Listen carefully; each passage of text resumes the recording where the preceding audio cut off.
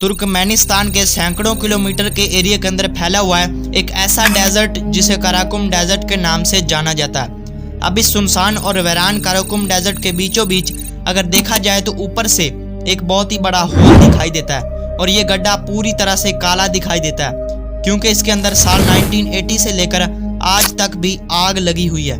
दिन हो या रात ये आग कभी नहीं बुझी। बट आखिर ऐसा क्यों? 40 साल से भी ज्यादा का टाइम हो चुका है इसे जलते हुए। क्या ये एलियंस का काम है या फिर इस आग को इंसानों ने लगाया है, और लगाया है तो ये बंद क्यों नहीं होती, और आखिर ये इतना बड़ा गड्ढा खोदा किसने? दोस्तों 200 से 230 फीट का डायामीटर और 30 मीटर यानी 98 फीट की गहराई रखने वाला ये कुआं इतना बड़ा है कि इसके सामने इतनी बड़ी गाड़ी भी किसी मक्खी से कम दिखाई नहीं देती। आइए जानते हैं इस जादुई कुएं की मिस्ट्री और हिस्ट्री के बारे में, और आखिर इसको गेट्स टू हेल यानी नर्क या जहन्नुम का दरवाजा क्यों बोला जाता है। हेलो दोस्तों, मैं हूं आपका अपना यार और दोस्त मिस्टर बशीर। तो चलो हमेशा की तरह शुरू से सब कुछ स्टार्ट करते हैं। दोस्तों कराकुम डेजर्ट के बिल्कुल मिडल में बने हुए इस होल को कहा जाता है दरवाजा गैस क्रेटर। अब इसका ये नाम इसके पास ही बसने वाले दरवाजा गांव के नाम पर रखा गया और वहाँ के लोकली लोग इसे डोर टू हेल या फिर गेट्स ऑफ हेल यानी नर्क के दरवाजे के नाम से भी जानते हैं। तो एक बार शुरू से इसकी हिस्ट्री देख लेते हैं। एक्चुअल में बात है साल 1971 की।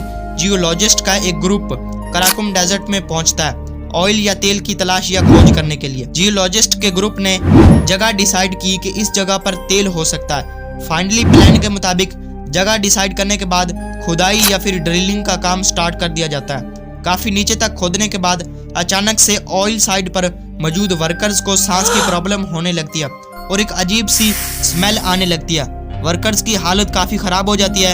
अनफॉर्चुनेटली जमीन का बहुत सारा एरिया अचानक से कोलैप्स कर जाता है, जमीन में धंस जाता है। वर्कर्स के बहुत सारे इक्विपमेंट जमीन में दब जाते हैं और अचानक से बहुत बड़े एरिया से धुआं या फिर गैस निकलने लगती है, और ये गैस कोई मामूली सी गैस नहीं बल्कि बहुत खतरनाक महसूस हो रही थी। और फिर वहां पर मौजूद वर्कर्स को आइडिया आया, उन्होंने इस सारी की सारी गैस को हवा में रिलीज करने के लिए इसमें आग लगा दी। अब ये एक आम सी बात है कि जहाँ कहीं भी जमीन से गैस निकले तो उसको आग लगाकर रिलीज कर दिया जाता है। अब उन वर्कर्स ने भी यही बात पूरी की, उन्होंने गैस रिलीज करने के लिए इसमें आग लगा दी। अब यहाँ पर मैं आपको बताता चलूँ कि इस गड्ढे से निकलने वाली गैस का नाम है मीथेन, जो कि कार्बन और हाइड्रोजन के मिक्सचर से बनती है और ये एक बहुत ही खतरनाक गैस भी मानी जाती है। अब वर्कर्स ने सोचा कि ये मीथेन गैस को रिलीज कर देते हैं, जो कि हवा के साथ रिएक्ट करने के बाद कार्बन डाइऑक्साइड बना देगी, जिससे किसी की जान नहीं जाएगी। नॉर्मली उन्होंने सोचा कि जो आग हमने इसके अंदर लगाई है ये एक हफ्ता या फिर एक मंथ के बाद गैस को रिलीज करके बंद हो जाएगी और फिर हम इस जगह से तेल और कई सारे मिनरल्स निकाल लेंगे। बट एक वीक या एक मंथ की ये आग उस टाइम से लेकर आज तक भी वैसी की वैसी जल रही है। अब कुछ लोगों का कहना है कि ये आग साल 1980 में लगाई गई, जबकि कुछ लोग कहते हैं कि ये आग इससे पहले की लगी हुई है। अब सवाल ये उठता है कि इस आग को आखिर बंद क्यों नहीं किया जाता।